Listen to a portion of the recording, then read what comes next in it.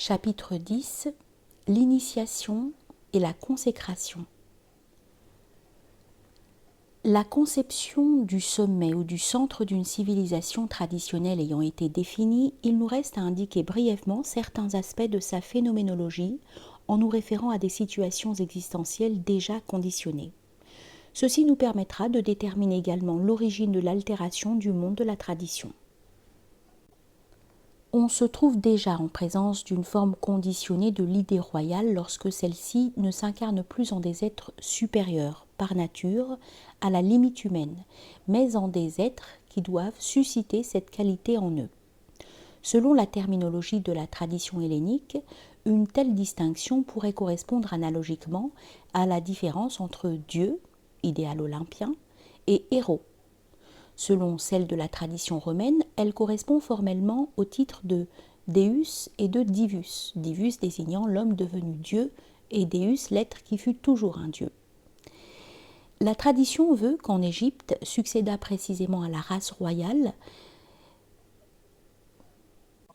celle des héros, avant que ne règnent désolé c'est un mot grec, expression évoquant un type de chef essentiellement humain. Cette évolution met en évidence le cas où une distance existe entre la personne et la fonction. Pour que la personne puisse incarner la fonction, il faut qu'une action déterminée suscite en elle une qualité nouvelle. Cette action peut se présenter soit comme une initiation, soit comme une investiture ou consécration. Dans le premier cas, elle présente un caractère relativement autonome et direct. Dans le second cas, elle est médiate, provenant en quelque sorte de l'extérieur et implique l'intervention d'une caste sacerdotale qui s'est déjà différenciée de la caste royale. Pour ce qui est de l'initiation royale, il suffira de rappeler ce qui a été dit au sujet des actions rituelles, sacrificielles et triomphales, qui répètent les actions attribuées à un dieu ou un héros en vue d'actualiser, d'évoquer ou de rénover les influences surnaturelles correspondantes. Ceci fut pratiqué d'une façon particulièrement précise dans l'ancienne Égypte. Comme on l'a vu, le roi, lors de l'intronisation, répétait le sacrifice qui fit d'Osiris une divinité transcendante. Et ce rite ne servait pas seulement à rénover la qualité d'une nature déjà divine de naissance, car il servait aussi précisément d'initiation afin de susciter la dimension de la transcendance chez l'homme destiné à être roi, et de lui assurer le don de vie. Nous nous bornerons, en ce qui concerne les particularités de ce genre de rite, à mentionner celui qui correspondait dans les mystères d'Éleusis à l'attribution du titre royal. Le futur roi reste d'abord pendant quelque temps dans un lieu de retraite solitaire. Il traverse ensuite un fleuve à la nage, environné de sang et de tourbillons, c'est-à-dire qu'il traverse avec ses propres forces le courant de la génération, en laissant son ancien corps, son âme et son humanité particulière sur l'autre rive. Il retraverse ensuite le fleuve, mais dans une barque, et revêtu de peau de bête. Ces dernières symbolisaient vraisemblablement des puissances totémiques, lesquelles sont aussi des forces de la collectivité, et dont la suspension du moi extérieur caduque provoquait l'apparition. Il s'agissait donc d'une prise de contact et d'une identification. Dans le rituel bachique, les victimes, une fois dépecées, les corybantes revêtaient leur peau et de la sorte s'identifiaient avec le dieu représenté par les victimes, à en assumer la force et la nature. L'initié égyptien passait également à travers la peau de la victime qui représentait Set, S-E-T. Ainsi, le symbolisme d'ensemble de cette phase du rite se réfère probablement à l'obtention de l'état propre à celui qui peut réaliser la traversée symbolique, tout en ayant acquis certains pouvoirs reliés au côté souterrain totémique de l'organisme collectif dont il sera le chef qualifié. Le futur roi atteint, quoi qu'il en soit, une rive et doit parvenir au sommet d'une montagne. L'obscurité l'environne, mais les dieux l'aident à gravir le sentier à travers ces divers cercles. On retrouve ici des symboles déjà connus. La terre ferme ou île, la montagne ou altitude. Vient à s'y ajouter l'idée d'influence planétaire. Les cercles peuvent correspondre aux 7 roues platoniciennes du destin, qu'il faut dominer en s'élevant jusqu'à la région symbolique des étoiles fixes, expression des états du monde de l'être, ce qui équivaut, selon l'antique distinction, au passage des petits aux grands mystères, du rite tellurico-lunaire au rite olympien et solaire. Le candidat à l'initiation est reçu par les autres rois et par les hauts dignitaires. Il entre dans un temple tout illuminé pour prendre contact avec le divin. On lui rappelle les principaux devoirs du roi. Il reçoit enfin les vêtements et les insignes de sa dignité et monte sur le trône. Le rite de l'initiation royale en Égypte comprenait 3 moments comparables aux phases qui viennent d'être décrites. Avant tout, la purification, puis le rite par lequel était acquis le fluide surnaturel, représenté par la couronne, Uraeus, ou double couronne. La couronne était souvent appelée la grande magicienne, qui établit à la droite et à la gauche du roi les dieux de l'éternité et ceux de la stabilité. Enfin, la montée au temple représentant l'autre monde, et l'embrassement par le dieu solaire correspondait à la consécration définitive de cette nouvelle naissance immortalisante et de cette identité de nature par laquelle le roi égyptien apparaissait comme le fils du dieu lui-même. Le rite éleusinien est un des rites les plus complets d'initiation royale. Il est à supposer qu'à chaque symbole correspondait une expérience intérieure bien déterminée. Nous ne traiterons ici ni des moyens par lesquels ces expériences étaient provoquées, ni de la nature spécifique de ces dernières. Nous nous contenterons de souligner que, dans le monde de la tradition, l'initiation fut conçue, en ses formes les plus hautes, comme une opération intensément réelle, capable de modifier l'état ontologique de l'individu et de greffer sur lui des forces du monde de l'être, ou supramonde.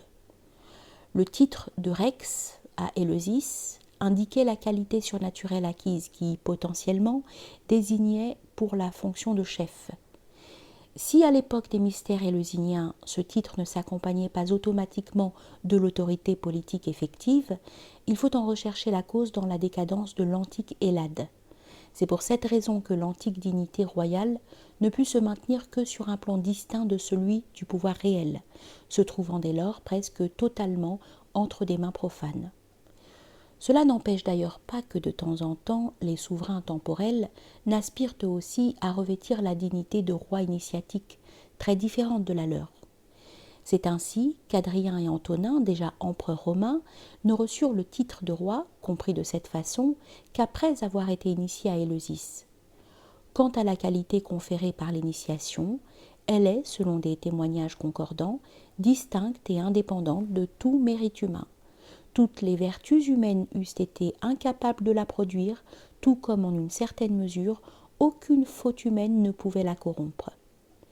Un écho de cette conception s'est conservé dans la conception catholique, en vertu de laquelle aucune faute morale de la personne ne peut détruire la qualité sacerdotale sacramentellement conférée qui y subsiste comme un caractère indélébilis.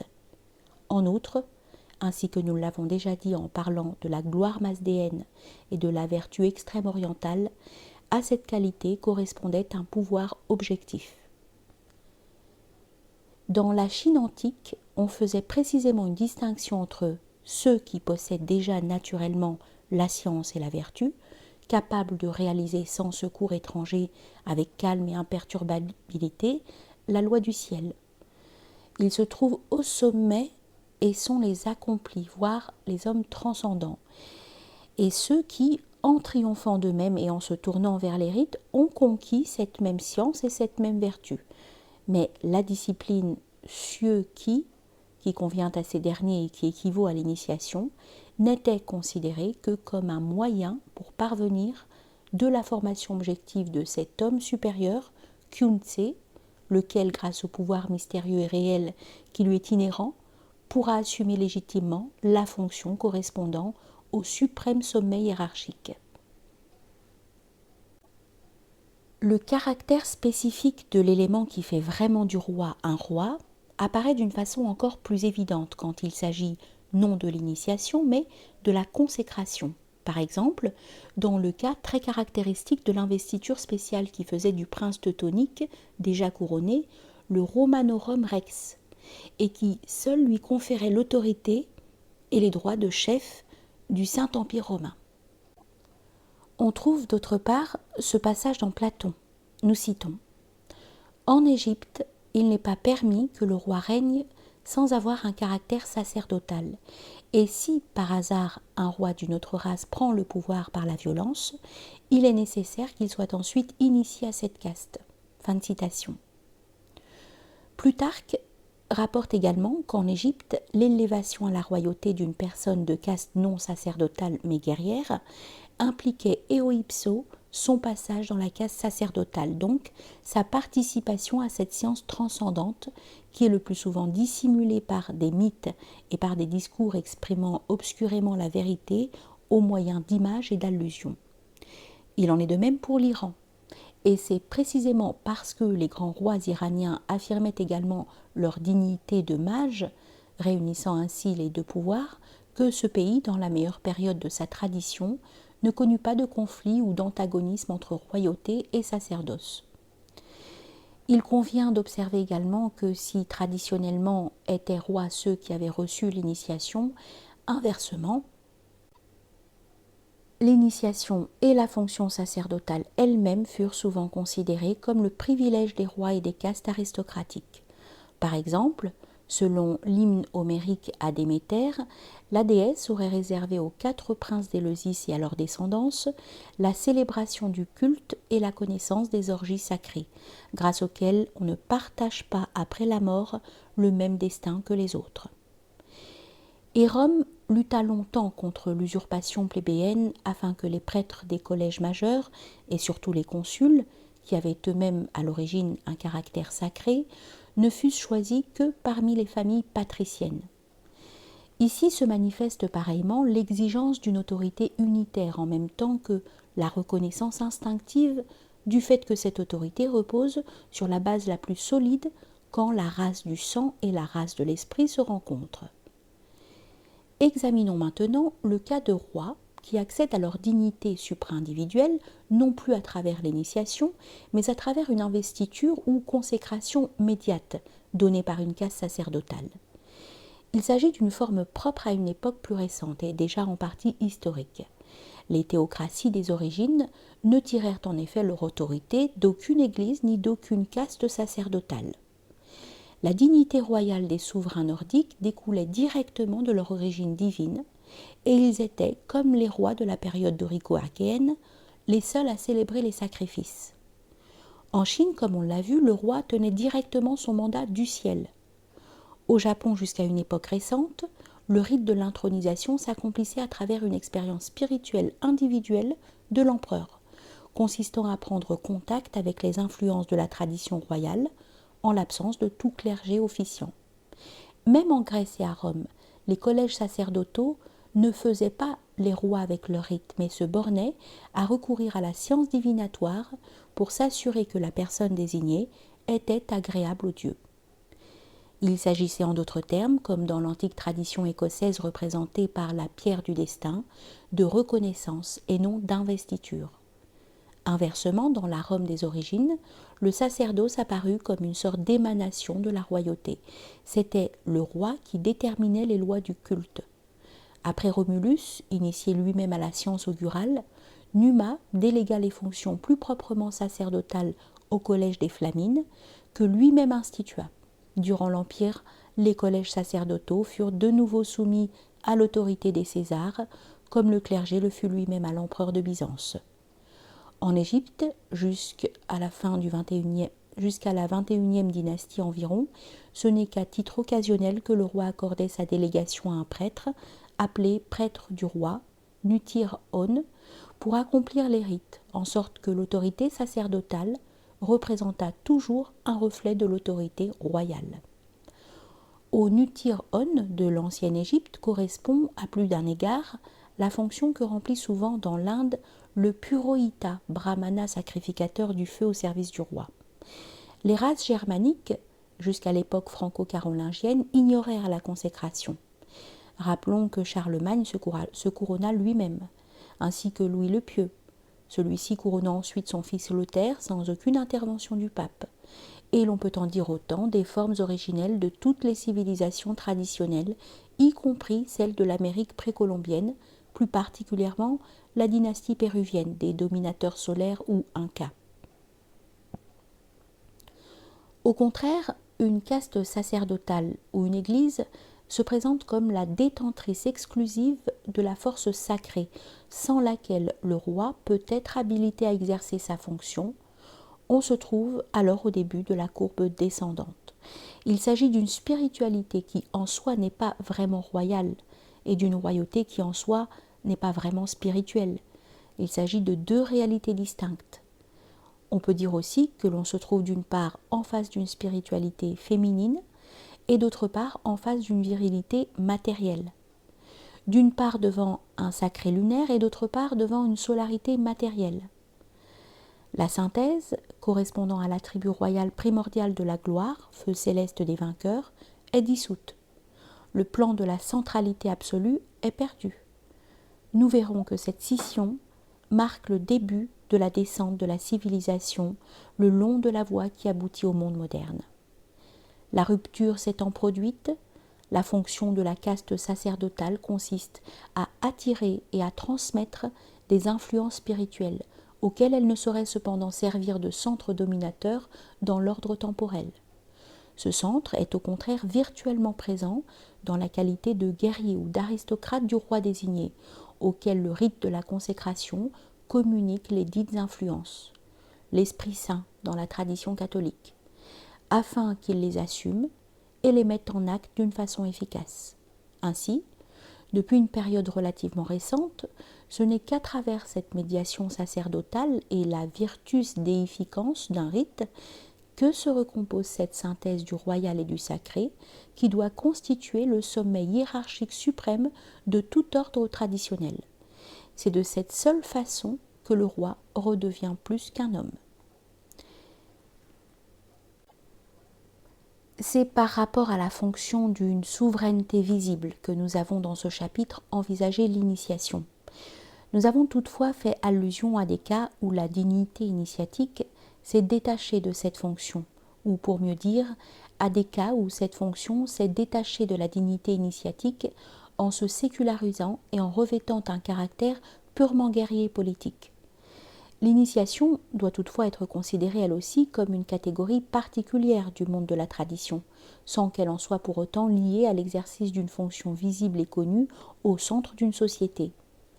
L'initiation, la haute initiation, distincte de celle qui se rattache éventuellement au régime des castes, ainsi qu'à l'artisanat et aux professions traditionnelles, a défini en soi l'action qui détermine une transformation ontologique de l'homme en donnant naissance à des chaînes souvent invisibles et souterraines, gardiennes d'une influence spirituelle identique et d'une doctrine interne supérieure aux formes exotériques et religieuses d'une tradition historique.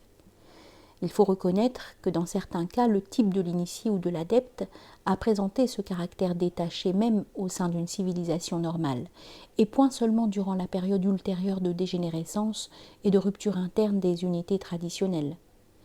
Mais depuis une époque récente, ce caractère est devenu nécessaire et général, surtout en Europe, en raison des processus involutifs qui sont à l'origine du monde moderne et en raison de l'avènement du christianisme, d'où par exemple le caractère exclusivement initiatique du roi hermétique, de l'impérator rosicrucien entre autres.